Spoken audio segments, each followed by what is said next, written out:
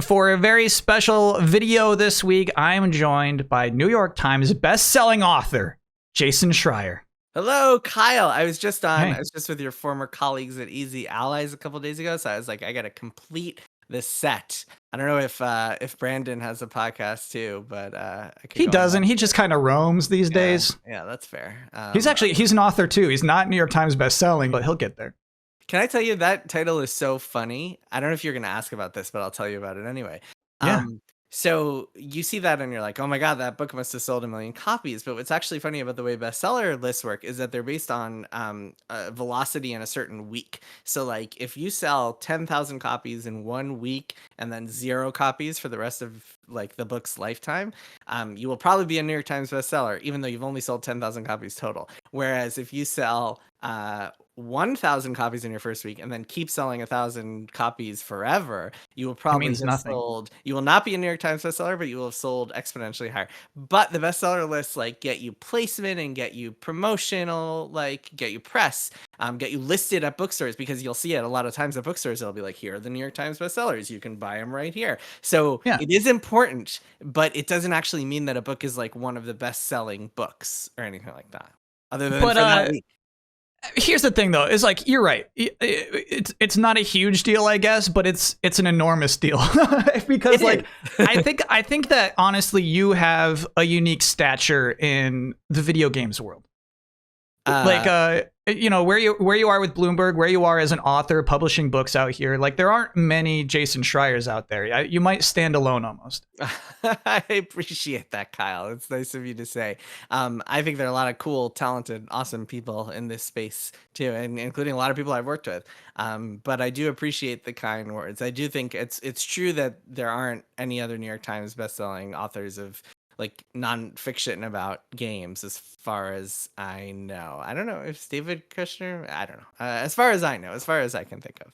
But again, as we've established, and just to give you like a little bit of sales data here, my first book, Yeah. Buster and Pixels, was not a New York Times bestseller. It was a bestseller, but it didn't make the Times list. But it has sold like 5 times as many copies as Press Reset, my second book, which was a New York Times bestseller. So just to kind of give you a little bit, but once you get the title, you can put Yeah. that on your name for the rest of your life. So that's what I will be doing. So what makes you good at this? What makes you special? um I'm very annoying. That's what makes me good at this. Okay, I'll I'll explain that. Yeah. I'm very persistent, and so I don't mind like bugging people to talk to me or like answer my questions. And I'm very curious. I think being annoying and persistent and curious are like the most important traits for a journalist. I'm very curious in that I ask a lot of questions, and I'm very like if I want to know, if I'm curious about something, I will try as hard as I possibly can to get the answer to it.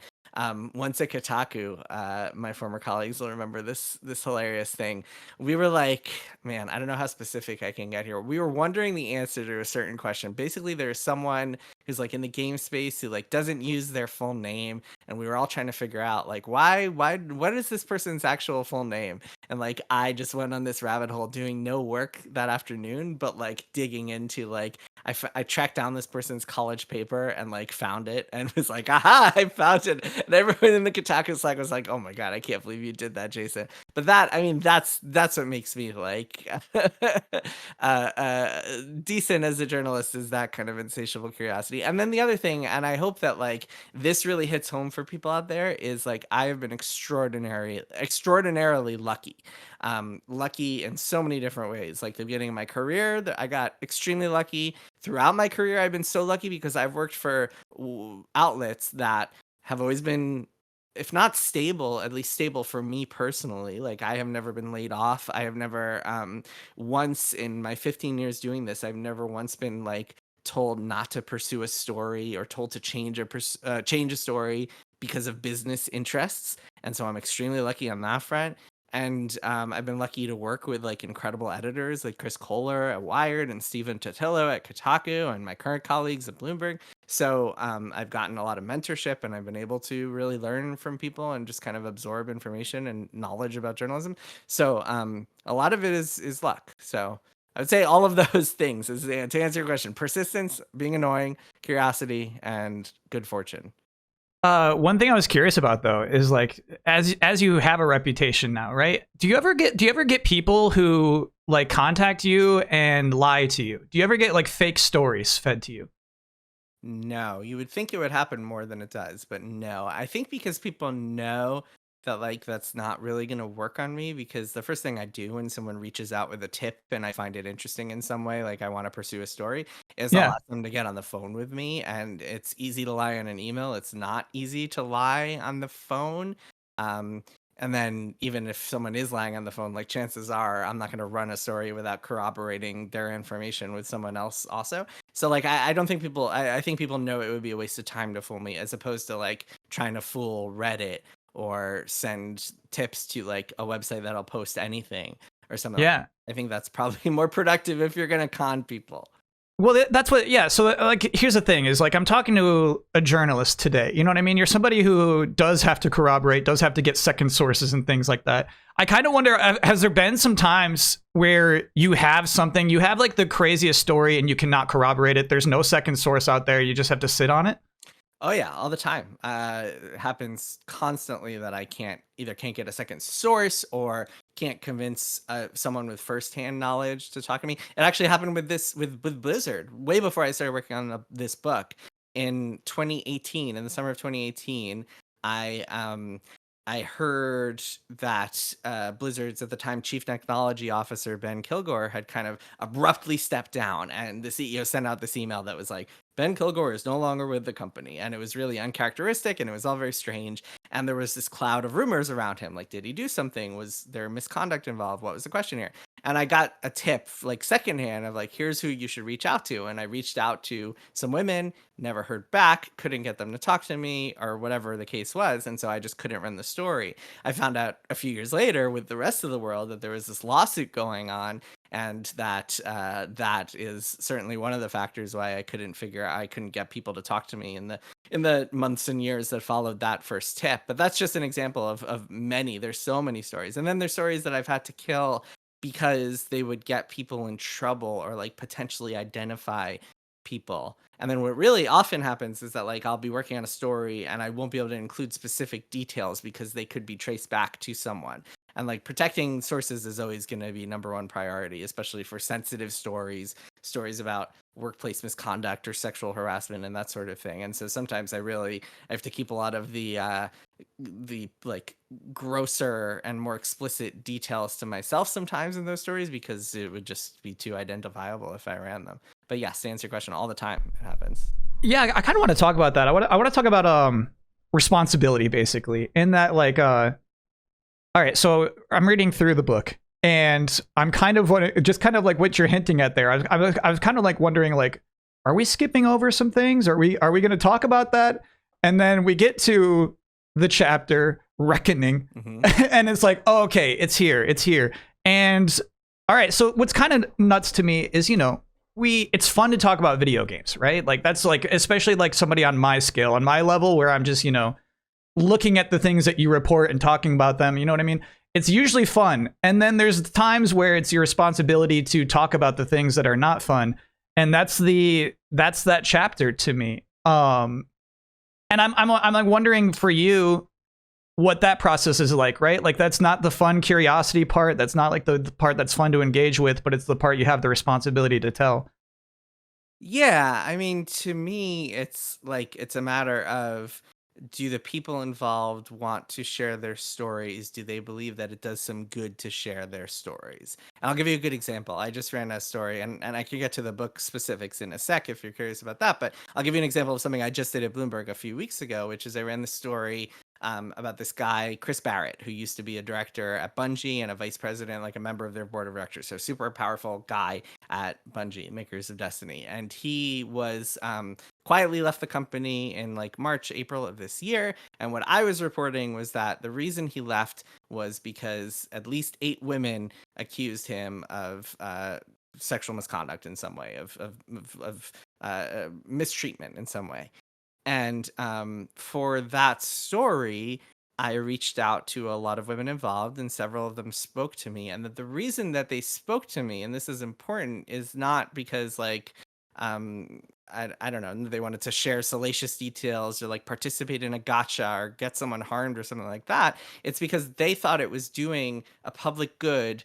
They thought it was doing a good to make this public because it will make people who work with him in the future aware of this history of what he was accused to do in the past. And the hope for a lot of people is that, like, oh, if this is made public, then maybe this a person like this who is kind of quietly exited from a company will not be able to do something like this again. And so that to me is like the thought of like doing good and offering some value to this is really, I think, a very compelling reason to tell those stories and try to talk to those women and get them to tell, like, allow them to tell their stories. I think it does a real public service there. And also, like a tricky thing that I like, you can like feel like how frustrating it must have been to write about that chapter is you also have to say, like, also this guy wasn't that bad. This guy was bad. This guy was bad. This guy wasn't that bad. And you kind of like it sounds like so frustrating for you to have to like keep track and make it clear which, like, what the actual case is. Well, so I'm glad. So in this case specifically, in the Blizzard story, Mhm. what I found was that the lawsuit, which is widely publicized, was actually pretty sloppy and pretty misleading and had some wrong stuff. And then there was some further misreporting surrounding that, especially surrounding the Cosby suite. And that's something I cover in the book. I'm really glad to have a book to be able to tell these stories. And all of the women who I quote, all the women who I mention in here spoke to me for the book, like knowing their stories would appear in the book and wanting that to be the case. And I'm glad for a book because it like really allows you to go in depth with the level of nuance that you would not be able to do if in just like a web article or tweets, God forbid. I think that when you're doing a book, you're able to explore all the angles. So in this case, it was like, hey, this lawsuit is sloppy and misleading, and it got these things wrong and actually really hurt these people. Like these two men said that they lost their jobs as a result of this like wild misreporting about this lawsuit. But on the flip side, like a lot of women felt like it spoke to a broader truth about Blizzard and that there actually was a lot of harassment and discrimination and kind of boys club culture, a good old boys club culture that they really hated about the place, despite their love for Blizzard in so many other ways. And exploring that kind of dichotomy, the contradictions associated with being a Blizzard employee, I think it's like it really allows for a layer of nuance that goes beyond the kind of typical tweets about, oh, Blizzard is full of sex pests. Look, they had a suite dedicated to Bill Cosby. Like, what the hell? And so, yeah, it's actually, to answer your question, I appreciate the complexity of that. And I think that a book is a good place to explore that and be like, let me sort out the truth and fiction here for you. Let me kind of show you what has been wrongly reported and what actually happened and quote some people who are telling their stories. And I guess on top of that, another thing I was surprised by was it seems that, you know, at least of the people who are speaking to you, it was harder to hire after that. Like those stories had an actual impact on their hiring, which I figured like wouldn't be a problem because they are Blizzard. And it does seem like, you know, some sheen wore off over the last 10 years or 5 years or even, you know, and I'm wondering, like, you personally as the author of this book, like, do you think this book will make Blizzard seem like a less nice place to work? No. Well, so the hiring, I mean, hiring was definitely harder for Blizzard in recent years, but it's not just because of the lawsuit and everything that came out with that. It's also a string of other things, including like the recent return to office mandate, which makes it so Blizzard is essentially asking people to come to Irvine if they want to work there. That might be the biggest factor. Also, salary, which has always been an issue at Blizzard. There are a lot of kind of compounding factors here. And I even spoke to women. That's what I'm saying, right? It's like it's all in the book now, right? Like Yeah, right. it's all out there. Like we all know. Yeah. It's interesting you say that. Yeah, I don't think so. I don't really see this book as like super positive or super negative. I see it as this kind of hopefully completely accurate, hopefully fair, hopefully thorough depiction or story or chronicle of Blizzard's history, and that's both good and bad and ugly, of course. I don't really. I mean, first of all, that wasn't really something that crossed my mind. Like, it was never something that crossed my mind that was like, is Blizzard gonna have hiring trouble because of this book? Like, that was not. Yeah, it that was can't be, never right? something I thought about. Yeah. No, it can't be. I mean, it was very much like, this is a story, and I would like to tell this story, and I would like to tell this story in the best way possible, and I think it will inform and hopefully entertain people, and they will enjoy reading it, and they will enjoy knowing more about this company that is like so many people's favorite companies. I don't know, it's funny, when I wrote Blood, Sweat, and Pixels, my first book, which is like this chronicle, this anthology of game development stories, I thought every single person who read it would be like, I never want to work in game development after reading this book. But instead it was like 50-50. Like half the people who read it were like, oh my god, this is so inspiring, I want to be a game developer. So you never know how people are actually Yeah. going to react to these things. But no, I mean, that isn't something I considered or wanted to consider. And no, I don't really think, I think people will come away from this appreciating so much of Blizzard, and like being disgusted by other parts of Blizzard, and hopefully having greater nuance to the whole thing. I mean, something, for example, in some of these interviews, like something that some different people have brought up is like, whoa, like, people are saying, like, I don't know if I suddenly love Bobby Kotick, but at least I come away from this book with a little more understanding of who he is as a person and why he did what he did. So again, I think it's like, my real hope is that people come away from this book just with more of an appreciation for the nuance behind these stories and how they're so much more complex than people really think. Begrudgingly, I am one of those people. Yep. Particularly, I think you set up the stage really well. It was about Overwatch getting greenlit from Titan. Well, like when they did the, like, was it like a 2-month rework of Titan? They're like, you get 2 months, and then we're gonna have a meeting, right? Yep. And you have Bobby Kotick there, and you set it up about how like it's silent. They do this whole presentation, nobody's paying attention, it's silent. And shoot, I'll paraphrase because I don't remember, but he says, "These are the best character designs I've ever seen in my life." Yep. And I'm like, he's kind of right, though. You know what I mean? Like, so they're doing the whole presentation. It's all about like, here's our economics, here's the business, here's the commercial plan for all of this, and here's what we think the market is. But the most important thing, and like Bobby Kotick saw it right there. He's like, look at these characters. Yep. Holy cow, look at them. And so I'm like, damn it. Maybe that guy is good at some of his job. You know what I mean? Like maybe he got that for a reason, but you don't come away liking him more. Although he did, shortly after that, he started calling up Blizzard executives and being like, "Why are you doing this? Why don't you just put everyone on World of Warcraft?" So hey, he's got his good and bad days. Yeah, I mean, he is for all of his faults, the two things that I think are undeniable about him. One is that he is incredibly charismatic and charming, and I think even the people who detest him most, if they ever met him, would agree that that's shocking to read also. That doesn't come across on camera ever. Yeah, on camera it's a little tougher, but if you ever I would never call that man charming. You know what I mean? So it's really weird to read that about him. Yeah, it is. Yeah, it's bizarre. I think, but like it helps explain how he got to where he is. And then the other thing is that like he is a savvy business person who took his company to extraordinary growth. Like there's some crazy stats about like how much he beat the S&P over the amount of time that he was CEO of Activision. So those two things I think are undeniable, no matter how you feel about the business practices that he actually uses. And this is where I think he's vilified by a lot of video game fans, because he will take these franchises like Guitar Hero and Tony Hawk and, just to use his word, exploit them until there's nothing left. Like release yearly iterations, sometimes more than yearly iterations, until they just die. So I do like talking about having to make these pitches, right? And I think that was 2014 or whatever, but like, here we are 10 years later, and it seems like that is kind of like how a game is made, is not just like, here's my character and here's what a double jump feels like, but here's how we will make recurring profits from this. And so I guess that's like that with so much like dejection in your voice. You're just well, like, that's so when you talk about video game industry, it is. But when you talk about Blizzard and the expectations they have on them, when you're talking about how like they make 750 in revenue million, and it's not enough, and that they have to start making cuts because of that, like that to me, that's like a weird reality of a publisher at this scale. It's crazy, man. And you know what? I mean, something that I think like, I just published this article in The Atlantic, so I've been thinking about this a lot, about the kind of the curse of success and how World of Warcraft both like launched Blizzard to superstardom and also kind of destroyed it. And one of the things it did was it became a forever game. And suddenly when Blizzard released World of Warcraft, they went from being a company that releases new games every couple of years to a company that works on a single game forever. And now if you look at their lineup, it's all forever games.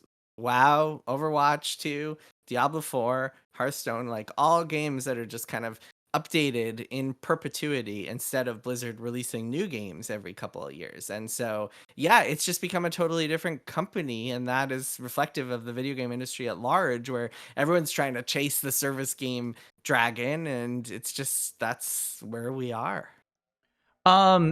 Actually, so my impression coming into the book was that Blizzard was doing pretty good. You know, I don't. Here's the thing: I don't like track these things. So like Overwatch 2, I just assume is doing pretty good. Diablo 4, pretty good. Mobile Diablo Immortal, right? Probably like pretty good, right? I think you're right. I think that impression is right. And then all those games are doing pretty well. Overwatch 2, especially after they killed all the PvE stuff, has been doing a little better, is my understanding of it. And so that's what I wanted to ask is like your understanding of the vibes. Is that like is pretty good enough? Are they like these games that are like they have their audiences and it seems like they're doing okay? Like Yeah, that's how reassured are you like how those teams are feeling today? it's interesting. Blizzard's in such a different place right now because they're under Microsoft. When they were part of Activision, they're part of a publicly traded company where they are half of the title. It's Activision Mhm. Blizzard. Like Mike Morhaime, when Blizzard became part of Activision Blizzard, Mike Morhaime would go on earnings calls and have to talk to investors. Like that's how important they were to the overall company. When Blizzard delayed a game, shares would drop. Like it would affect their stock price. Like that is not happening anymore, and that is an important part of their new acquisition. Is that like if Blizzard delays a Diablo 4 expansion or something, Microsoft stock is not affected. Like the company behind Microsoft Office is not getting impacted by Blizzard game delays. So that can be a good thing. That can be freeing for Blizzard when it comes to autonomy. That said, they walked into this new age of Xbox that is just question marks everywhere. Like nobody knows what's going on at Xbox now. I think the sense I've gotten from talking to people at Blizzard right now is they're just kind of doing their jobs, but like long term, no one really knows what's going to happen because no one knows what Xbox's plan is, including I think the people on top of Xbox. Like who knows what Xbox's plan is right Yeah. now, right? So it's weird. And I mean, ironically, I think that's in large part because of this acquisition, because Microsoft higher ups looked down and said, all right, we let you spend $69 billion to buy Activision Blizzard. Now you better start shaping up. And that led to this year full of cutting costs for the Xbox division, layoffs constantly, shutting down studios, putting their games on PlayStation. So a lot of big question marks about the future of Blizzard. But I mean, Blizzard has like, as far as I know, never not been profitable. Like, WoW single-handedly makes this one of the most profitable gaming companies on the planet. And yeah, Overwatch and Diablo, I mean, like those games seem to be doing well. I don't really know the exact numbers. I don't know what Blizzard's like expectations for them are. And regardless, there's such a small part of Xbox now that it's not, or a small part of the larger company now that it's not like materially impacting the stock or anything like that. So, yeah, I don't know. I don't really know what their future looks like. I don't think a lot of people do. They also just got a new president, and she just started in February, Johanna Faries, and she is still like getting her feet wet. Like she's still settling in. She's been there less than a year. So I think she's still kind of outlining her vision for the future of the company as well. Um, I want to ask you about the introduction to Phil Spencer. I want to ask you about as an author, what the thought process was behind this was. Okay, Spencer was a Microsoft lifer who had taken charge of the struggling console department in 2014 and helped turn its fortunes around. He had a slight paunch, wavy brown hair, and pronounced dimples that made it seem like he was always smiling. Why did you have to call out his paunch? You know, sometimes in a book you want to give a little bit of physical description to somebody to put the image in the reader's head of what they might look like. And yeah, I'm sorry, Phil. I don't mean to call. I mean, I got a slight paunch too, so I got a paunch. As a paunch haver, I was like, why do you have to call it his paunch? Yeah, that's funny. It's sometimes you wanna create the image in someone's head of like, oh, okay, now I can kind of get a little bit of a picture of what this person looks like. I guess the paunch makes him more relatable. Is that the thought? Sure, he's a gamer like us. Yeah. Gamers have punch. Make that the headline of this video. Gamers have punch. That's the thing, is like you have been on your media tour, right? And I feel like everybody's been like extracting, like, you know, like give me this thing and then we'll turn that into the headline. I don't like that's not my goal here today. No, you don't want to hear like the list of canceled games. That's what a lot of people. That's the thing. What, is that when yeah, that's what Ben Hansen at MinMax. He was like, "Give me all the canceled games. I want to put that. I want to make those like rapid fire. Let's talk about them." It's kind of wild because, like, yeah, I think canceled games are always juicy, right? Like it's that what if is always juicy. But I have to be honest, like I feel like a lot of it, in terms of like reading the book, like through the book, right? I feel like a lot of them are like justifiably canceled, or like not even like close enough to something where it's like, oh, it really like that was nothing. You know, it kind of seems like oh, I would have canceled that too vibes. Yeah, 100% true. And I mean, like I said before, there's positive and negative aspects to this book, and a lot of people think of like, oh, airing Blizzard's dirty laundry with these canceled games, that's a negative thing. But no, I mean, I think part of Blizzard's magic is that they always knew when to cancel a game and when to just pivot, and it led to great things. The cancellation of this project called Nomad led to WoW. The cancellation of Titan led to Overwatch. And in fact, one of the problems with modern Blizzard is that they didn't cancel Warcraft 3 Reforged, and they allowed that to go out the door in such a subpar shape. And by the way, someone asked me on that point about headlines. Someone asked me the other day in like a Reddit AMA or something like that. Are you worried that all these headlines and like media articles and aggregations and stuff, are you worried that they're going to spoil the book? And I was like, no, because the point of this book is very much not to be like full of scoops and juicy information. The point of this book is to like tell a compelling story. And that's what I hope, like, no matter how many headlines you've seen, I think it will do that for you. That's my hope. Yeah. And actually, so like even like the Warcraft 3 Reforged part, right?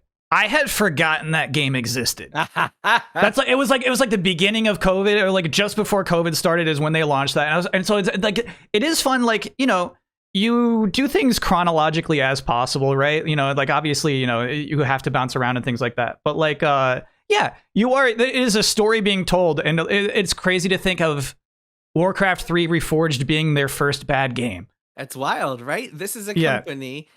I mean, that alone is just remarkable. I mean, you could argue, some people feel like Diablo 3 is bad. I don't really think so. Some people feel like Heroes of the Storm didn't live up to expectations. Like, you can make arguments about like games not being quite where like Blizzard quality or whatever. They're not 10 out of 10 games, but Warcraft 3 Reforged is objectively a bad game. It takes away features from Warcraft 3. It's buggy, it's glitchy, it's got all sorts of problems. And yeah, the fact that Blizzard went, when did that come out? 2020. So 29 years without ever releasing a bad game.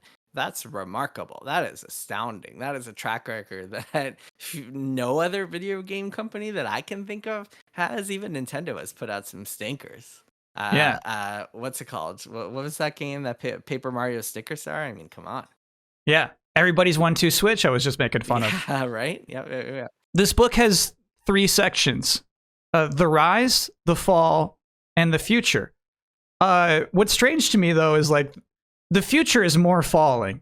To me, it is like the rise, the fall, and more falling. Like the worst. It feels like the worst stuff is happening during the future. Can I tell you? Okay, I have a fun anecdote for you. Sure.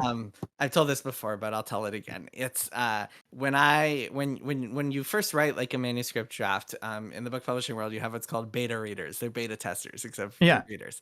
And so I sent it out to a couple of people I trusted, and a couple of people came back to me and were like, hey, you have the acts in the wrong place. Like the fall is a little too early, isn't it?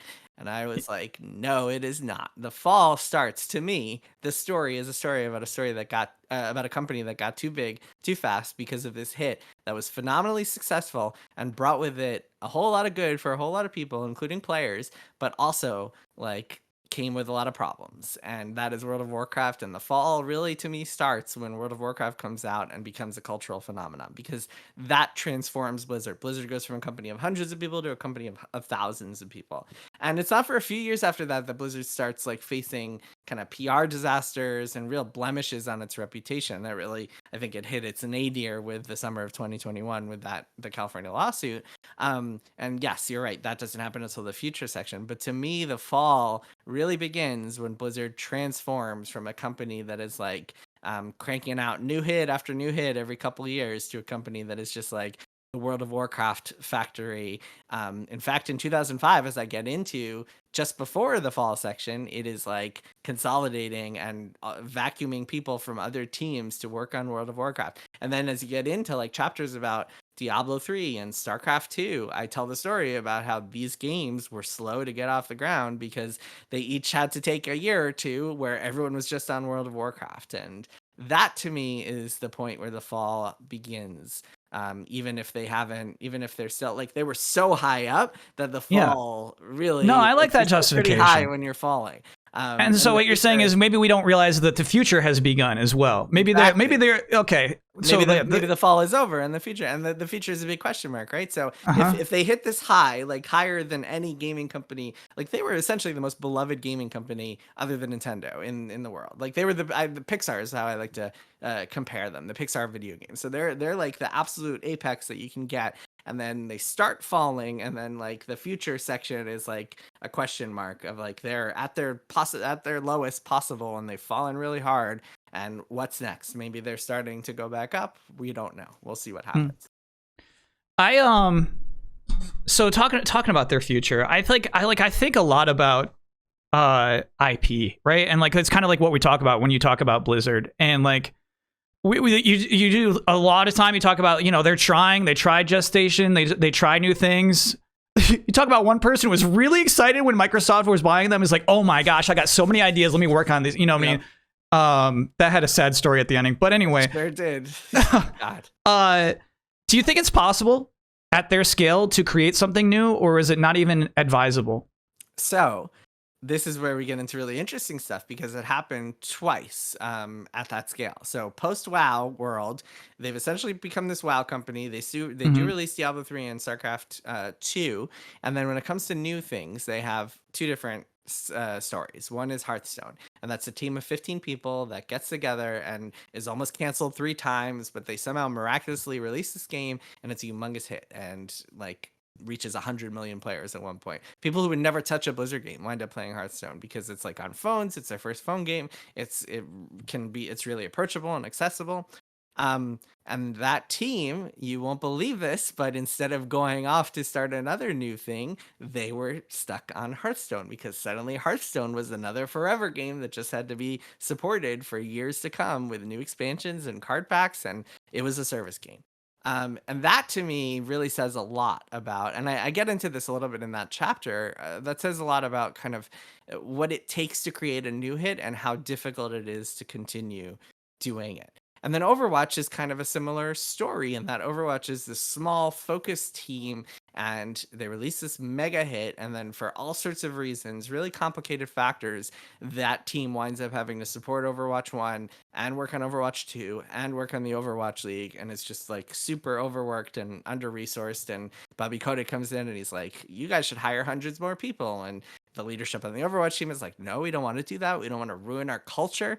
And it just leads to all sorts of problems. So you have these situations where like these teams do incubate and create these incredible sensations, these new hits that Blizzard is able to still keep doing almost in spite of itself. And then when they are released, they turn into forever games. And so those teams that were able to make good big hits like can't just keep doing it.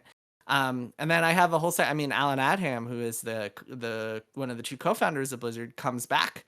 He returns later in the story and starts this whole incubation department that is not able to go anywhere for all sorts of reasons. And the company really starts to struggle. In recent years, I think really has struggled to generate new hits. Again, I think for a lot of reasons, but one of those reasons is that they're a service game company, and the service games demand people. I mean, World of Warcraft alone has 500-600 people working on it. It's wild. I just realized I said gestation instead of incubation. Very different words. But I think that kind of ties into like what was going on with Naughty Dog recently, right? When they just said, you know what, we're not going to do a multiplayer game because we know exactly what it will take to keep that thing alive and how many people, and that they'll just be locked in. That will be what they do. 100%. And yeah, I mean, we've seen so many companies like struggle with that. I mean, Epic Games, I think, is another good example of a company that was working on a lot of different things and was kind of I don't know if it was small, but certainly not as big as it became after it launched Fortnite. And then suddenly it was the Fortnite company. And it still does its technology stuff, its engine, but it's not like it canceled other games it was working on when it came out with Fortnite. Fortnite was all consuming. Everybody had to be on the Fortnite bandwagon. And also the company just grew and expanded massively to account for that. So yeah, it just keeps happening to companies, and it's really hard to escape that gravitational pull of like a big hit that turns into a service game and just sucks everybody in. I'm thinking about this week's announcement of Halo Studios. Is that what they're calling it? Halo Studios, man, that is the name you go with when you want people to forget about 343 because it's associated with some flops, and B, you want to be able to be like a Halo Studios title, even if it's actually developed by someone else. It's like the overarching like brand, like codev brand. That is that's an interesting studio name. I'll say that. Yeah, I can't fully get it. Have you talked to anybody from Halo Studios? Not recently. Yeah, I was not expecting to hear that this week, you know? Yeah, the announcement, it was like in the middle of it was like late on a Sunday. It was weird timing. There was a lot of things that were strange about that particular announcement. Because it was for the live audience, right? I think it was like during their esports thing or something. Oh, is that what it was? Okay, I was wondering. So like, yeah, it wasn't like a press release that they put out. It was like for the hardcore Halo crowd. We want you to know we're now Halo Studios. Gotcha. Yeah, I was watching. Which makes it stranger to me. I see these headlines. Yeah, very strange. Yeah. But yeah, you don't abandon your studio name unless you think that brand is completely tainted, which unfortunately I think at this point 343 was. Dang. There's our headline. No, I prefer the Paunch headline. Jason Schreier calls out Phil Spencer for looking paunchy. I really appreciate you coming and talking. I know you had a lot of stops on the tour. This is like I feel like so unprofessional typically. You know what I mean? I was like, he wants to come here, so I appreciate you coming out here to this channel. Of course, I love your work, Kyle. And it's a pleasure to be on with the Hydro Schick man himself. The Schick Hydro Bot is his full name. Hydro Bot. Oh I always, whenever I'm talking to my wife, I just get that wrong all the time. Whenever I'm talking to my friends, I'm like talking about the Schick Hydro man, and they're like, "Come on!" And they have no idea what you're talking about, right? Yeah, of course. They're like, "What are you doing in my house, Jason?" How can people get your book? People can buy it at a bookstore. No, it's in hardcover, it's in digital, it's in audio. A lot of people buy audiobooks these days, by the way. That's like crazy how much of the audience is going audio, and it's awesome. The audiobook is read by Ray Chase, a prolific voice actor. He plays Noctis in Final Fantasy 15. And yeah, you can get it at a bookstore. You can go get it online, get it wherever you want. I vote go support your local indie bookstore if you can. That's my preference, but get it wherever you prefer.